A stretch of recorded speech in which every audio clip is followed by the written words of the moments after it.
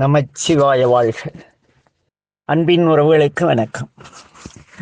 இன்று நாம் கடந்த சில நாட்களாக அப்பரடிகள் அவருடன் பயணம் செய்து கொண்டிருக்கிறோம். திருத்தல யாத்திரையாக திருப்புகலூரிலே நேற்று நாமும் அப்பரை போன்ற தோற்றமுடைய அந்த ஆலய, ஏன்னா அவர்கள் மெய்க்காவல் அப்படின்னு பேர், இறைவனுடைய ஆலயத்தை பாதுகாக்கக்கூடிய அந்த காவலாளர்களுக்கு மெய்க்காவல் என்று பெயர்.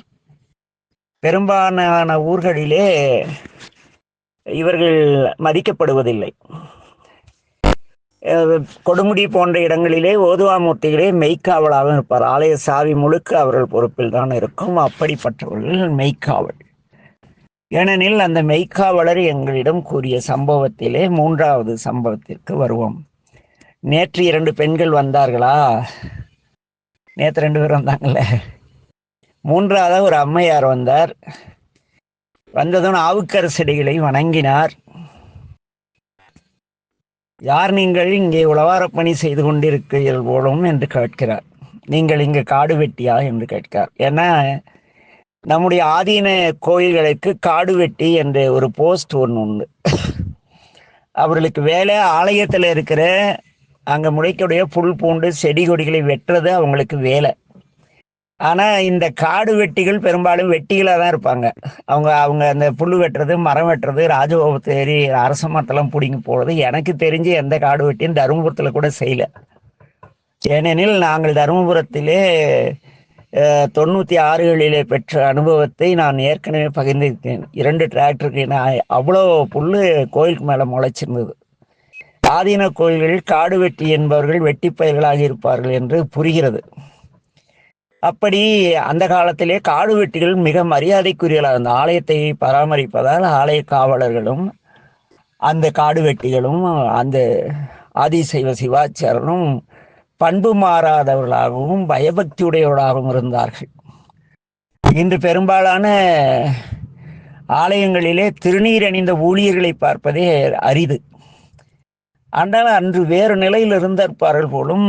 அந்த அம்மையார் நாவுக்கரசரை பார்த்து, ஐயா தாங்கள் இங்கே காடு வெட்டியா என்று கேட்கிறாராம்.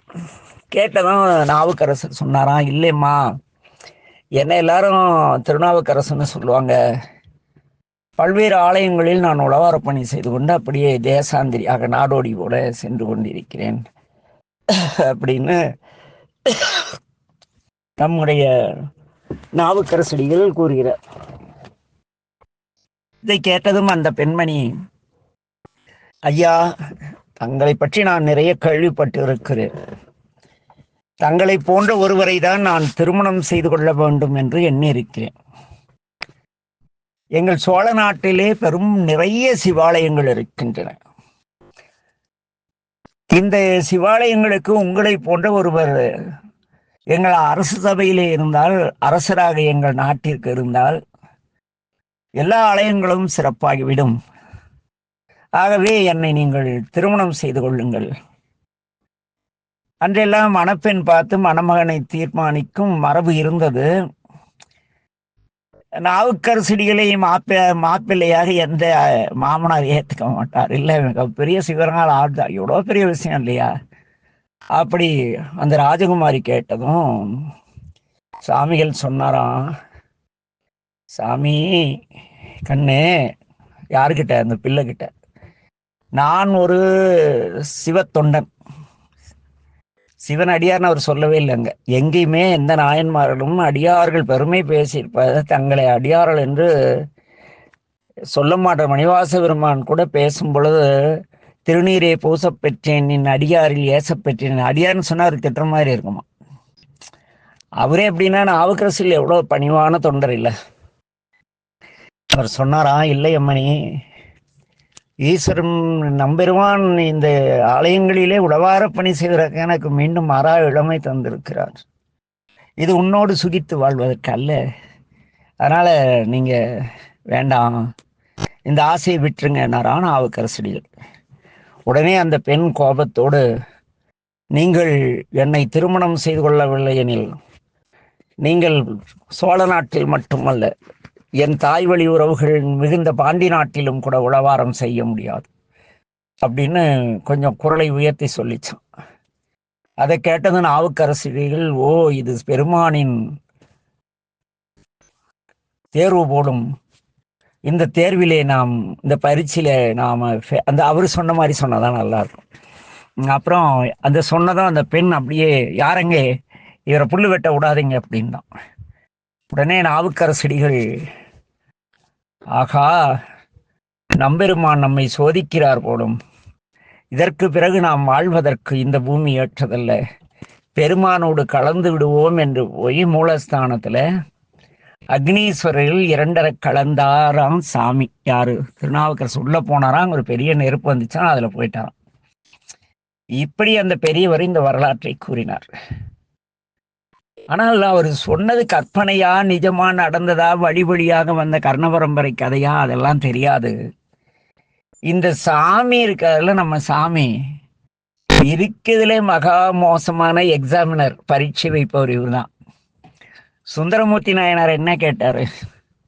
சாமி தெரியாதனமா இந்த 2 பிள்ளைங்களை பார்த்து ஆசைப்பட்டுட்டேன், என்னை விட்டுருங்க, எனக்கு கல்யாணம் நடக்கிறப்ப தடுத்தாட்கொள்ளுங்கன்னு கேட்டார். இவர் இந்த 2 பிள்ளைங்களை எவ கூட கல்யாணம் நடக்கிறது, கமலினி அருந்ததை, இவங்க கூட கல்யாணம் நடக்கிறப்ப தடுத்தாட்கள் கேட்கல போல. உடனே நம்மால் என்ன பண்ணாரு, இங்க ஒரு கல்யாணம் திருவண்ணைநல்லூர்ல ஒரு கல்யாணம் பண்ணி வச்சு, எங்கடா கல்யாணம் பண்ற வான்னு தடுத்து ஆட்கொண்டாரு. முடிஞ்சு போச்சுல, விட்டுற வேண்டியதானே. இந்த கிறிஸ் பிடிச்ச சாமி என்ன பண்ணிச்சுன்னா, அப்படியே திருவாரூர் கூட்டி போகுது. அங்க அந்த பறவை இருக்காரு, அவரை பார்த்ததுமே படபடான்னு பத்திக்கிச்சான் நம்ம சுந்தரருக்கு. எவ்வளவு மோசமான சாமி இல்ல. கற்பகத்தின் பூங்கொம்போ காமன் தன் பெருவாழ்வோன்னு நினைச்சாராம். யார?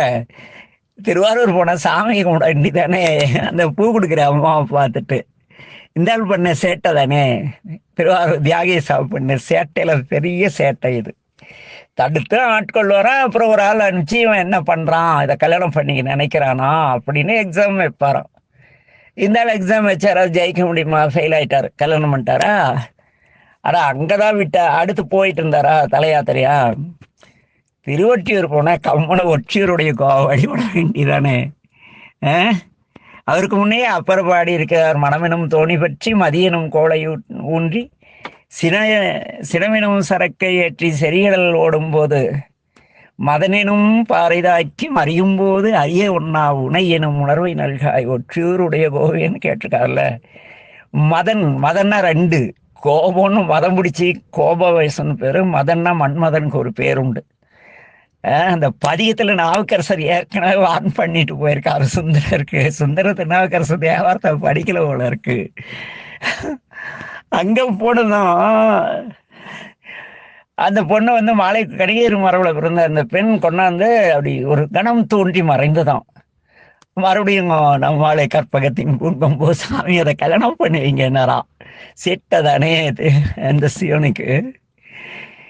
அப்புறம் ஆனா நாவுக்கரசடிகள் தெளிவானவர், மிக கற்றவர், சமணத்திலும் நிறைய கற்றிருக்க, இந்த உலக மாயை பற்றி தெளிவாக உணர்ந்தவர்.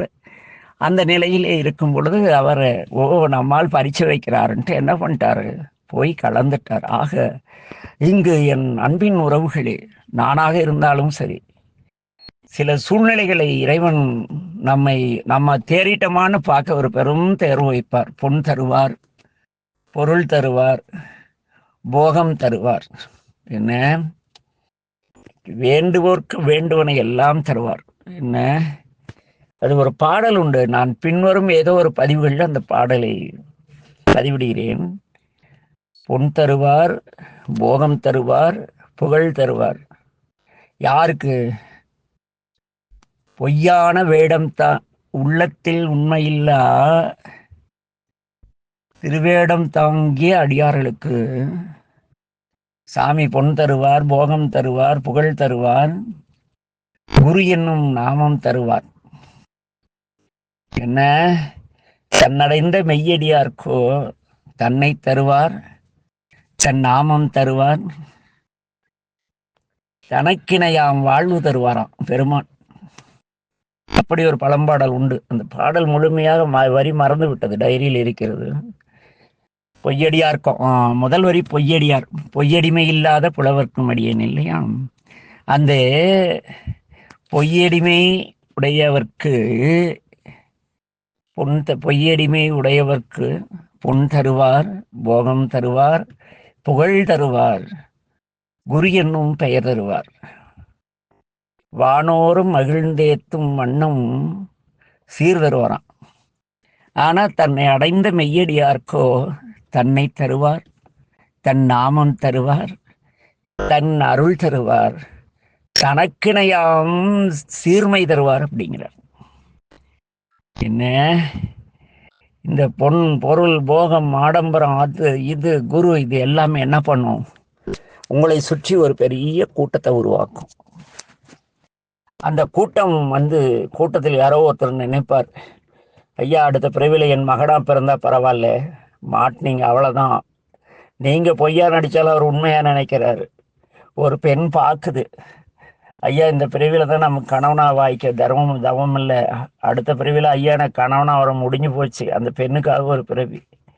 ஒரு அம்மா அவங்கள பார்த்து, ஐயா என் குருநாதர் அடுத்த பிறவில எனக்கு குழந்தையா பிறக்கணும், முடிஞ்சு போச்சு, 3வது பிறவி. இப்படி எத்தனை லட்சம் சீடர்கள் உங்களுக்கு இருக்கிறார்களோ அத்தனை சீடர்களும் மீண்டும் நீங்கள் பூமிக்கு வர வேண்டும் என்று இறைவனும் வேண்டுவார்கள். அவர்கள் விருப்பத்திற்கேற்ப வேண்டுவார்கள். இதையெல்லாம் உணர்ந்தவன் நாவுக்கரசடிகள். ஆகவே அந்த பொன்னை நோக்கவில்லை, பெண்ணை நோக்கவில்லை, எதையும் நோக்கல, சிந்தித்தார், ஓடி போனார், சாமியோடு கலந்தார். இப்படி நாவுக்கரசடிகள் வாழ்க்கை வயதான ஒரு முதியவர்க்கு மாறாய் இளமை தந்து, உலகியலுக்கான பொன்னை தந்து, பொருளை தந்து, தேவலோக அறம்பெயர்னு ஒரே வார்த்தையில பாலிசம் முடிச்சிட்டார் நம்ம சேக்கிழாரடிகள். ஆனால் இந்த செவிவெளி கர்ண பரம்பரை கதையிலே எல்லாம் அப்படியே இந்த ஆளு 1க்கு 3 தடவை நம்ம ஒரு இன்டர்வியூ வச்ச பார்த்தீங்களா, ரிட்டனு, எழுத்து தேர்வு, அப்புறம் நேர்முக தேர்வு, அப்புறம் ப்ராக்டிக்கல் 3 இருக்குல்ல. அது மாதிரி அந்த முதல் வந்த பொண்ணை எழுத்து தேர்வு தப்பிச்சிட்டார், 2வது நேர்முக தேர்வு தப்பிச்சிட்டார், 3வது ப்ராக்டிக்கல் எக்ஸ்பீரியன்ஸ் முடிச்சிட்டாரா. மாட்டுல நாவுக்கரசடிகள். எனவே அந்த அன்பின் உறவுகளே, என்ன தன்னை ஒருபோதும் நினைய ஒட்டார், நினைய புகின் தன்னை மறப்பித்து பிரிதொன்று நாடு வைக்கக்கூடியவன் நம்பெருமான். அப்படிப்பட்ட நம்பெருமானிடத்து நாம் காதல் கொள்ளும் பொழுது, அவரோடு நான் பிறவா நிலையில் இறைவனோடு இருக்க வேண்டும் என்று எண்ணும் பொழுது நாம் என்ன செய்ய வேண்டும், அந்த செம்மை நிலையிலேயே நிற்க வேண்டும். என்ன அப்படி நீங்கள் செம்மை நிலையிலே நின்றால் மட்டுமே எண்ணுகேன் என் சொல்லி எண்ணுகுவேனோ என்று கூறிக்கொண்டு ஞான வடிவாகி ஞான ஜோதியாகி சிவானந்த ஞான ஜோதியில் கலக்கும் பேறு கிடைக்கும். என்ன திருப்புகழூரிலே இந்த நிகழ்ச்சி சிறப்பாக நாடகமாக நடித்து காட்டுவார்கள். ஆனால் நடித்து இந்த நடிப்பை இதையெல்லாம் பார்த்த பின்னும் நாம் இறைவன் முன்னால் நான் சிவனடியார் என்று நடித்து கொண்டு இருக்கிறோம். அந்த வார்த்தை சிவனுடைய திருவடி என்பது எவ்வளவு உயர்ந்தது. பார்க்கிறவெல்லாம் ஒருத்தர் ஐயா திருவடி வணங்கிக்கிற ரைட்டு, உங்களுக்கு நீங்கள் அவருக்குள்ள இருக்கும் இறைவனை வணங்குவதாக வைத்துக் கொள்ளலாம். ஆனால் அந்த தன்மை நமக்கு இருக்கிறதா என்று யோசிக்க வேண்டும். நமக்கு நாவுக்கரசடிகள் மறைமுகமாக உணர்த்தக்கூடிய செயல் 4. ஒன்று, திருநாவுக்கரசடிகளை நீற்றறையில் பாதுகாக்கிறார். இது நம்மை இறைவன் நம்முடைய தாயின் வயிற்றிலே கருவாகி உருவாகிய பின்னர் பாதுகாப்பதற்கு இணையானது. அதே போல நஞ்சு கலந்த பால் சோற்றிலிருந்து காப்பாற்றுவது, பால் சோறு உண்ணும் குழந்தை பருவத்திலிருந்து நம்மை காப்பாற்றி உலக ஞானத்திற்குள் செலுத்துவது. 3வதாக மதையானையிடம் காத்தருளியது. இது நமக்கு இருக்கக்கூடிய நான் எனது என்று ஏற்படக்கூடிய அது அவர்தான் சரி யான் எனதென்று அவரை கூத்தாட்டுவானாகி நின்றாயே என் சொல்லி வாழ்த்துவன் என்பார். அவர் அப்படி நமக்கு இச்சையில் செலுத்தும் பொழுது அந்த ஆசை என்னும் எண்ணத்திலே செல்லும் பொழுது அந்த மத யானை அதிலும் தப்பிக்கவே முடியாது. துரத்திட்டு வர மத யானை மாட்டினா முடிஞ்சிட்டோம். என்ன அதிலிருந்து காப்பாத்திட்டாருன்னா நம்ம தப்பிச்சிட்டோம். அதை காப்பாற்றி அருள்வதை இந்த மத யானை சம்பவம் நினைவூட்டுகிறது. அதற்கு பிறகு கல்லில் கட்டி கடலில் பாய்ச்சுறாங்க இல்லையா? அது எப்படின்னா, நம்மை அறம் பாவம் என்னும் அருங்கயிற்றால் கட்டி இந்த பிறவியிலே சேர்க்கிறார் அல்லவா? இந்த அறம்பாவம் என்னும் இரு கயிர்களை நீக்கி இறைவனை நாம் அடையக்கூடிய உயர்ந்த நிலையை நமக்கு தருவதற்காகவே இறைவன் நம்மை ஆட்கொள்கிறார், பணி அருள்கிறார், சேவை சாதிக்கிறார். ஆக என் அன்பின் உறவுகளே, என்ன நாம் எல்லாம் சில கணம் யோசித்து பார்க்க வேண்டும். உடன் பிறந்த தம்பி உயிர் போகும் நிலையில் இருந்தும் அவர் இருக்கும் சவணப்பாளைக்கு செல்ல மறுத்த திலகவதியார். நம் இல்லத்தில் இருக்கும் சிறார்களுக்கு நாம் சைவத்தை பயிற்றுவிக்க வேண்டும், திருநீர் அணிவிக்க வேண்டும் எண்ணத்தை கூட கொள்ளாத நாம் எப்படி சிவனடியாராக ஆக முடியும்? நான் செல்லும் பெரும்பாலான சிவனடியார் திருக்கூட்ட விழாக்களிலே பெரும்பாலும் மலடுகளாக வருகிறார்கள். அது என்ன மலடு? ஒன்று பெற்றவள் மலடு அப்படிம்பாங்க. என்ன, என் குழந்தை என்னை போல் இருக்க வேண்டும் என்றுதான் பெற்றுக்கொள்கிறோம். நம் நிலை மாறி புத்தி கெட்டு போகும்பொழுது நம் நிலைக்கு அழைத்து வர வேண்டியது நமது மரபு. ஒரு உளவார பணிக்கோ, ஒரு திருமுறை வகுப்பிற்கோ, ஒரு மாவட்ட மாநாட்டிற்கோ, அடியாரில் திரளும் இடத்தில் குழந்தைகளை அழைத்து செல்வதற்கு யோசிக்கக்கூடிய பொருளாதார சூழலால் போக இயலவில்லை. கோயிலுக்காவது கூட்டி போகலாமல்ல? நாம் பெற்ற பிள்ளைகளை, நம் உடன் பிறந்தவர்களை ஆலயத்திற்கு கூட அழைத்து செல்லாமல் நான் சிவனடியார் என்று அகம்பாவத்தோடு கெத்து காட்டிட்டு தெரிகிறவங்களாம் எப்படி சிவனடியார்கள் வார்த்தையை சொல்றாங்கிறதுக்கு பொருள் தெரியல. அடுத்தது அப்பூதியடிகள். நம்முடைய அப்பர் பெருமான் திருநல்லூரிலே திருவடியை தன் தலைமையில் சாற்றுகிறார். அதே அப்பர் பெருமான் பூலோகத்தில் தன்னுடைய இறுதி காலத்திலே பூம்பலூர் பகுதியத்தில் சாமியின் பாதம் என்மேல் வைத்தால் சாமிக்கு வலிக்குமே என்று ஒதுங்கினாராம். அவர் திருவடி வைக்கிறார் தலையில, சாமியை அவுந்து படுத்தாராம். ஏன்னா இவர் கால் மேலே படுது அப்படின்ட்டு. ஆனால் இந்த புகழூர் பதியத்தில் என்னன்னு பாடுறாருன்னா, ஐயோ இந்த பெரியவருடைய பாதம் என் தலைமையில் பட்டால் அவருக்கு கால் வலிக்குமேன்னு ஒதுங்கினாராம். அப்படி நாம் செய்யும் செயல் எதுவாயினும் இறைவன், நான் ஒரு தவறான ஒரு திருவேடம் தாங்கி கொண்டு நான் திருவேடத்திற்கு புறம்பாக நடந்தால் நம்பெருமான் கவலைப்படுவாரே என்ற எண்ணம் நமக்கு வேண்டும்.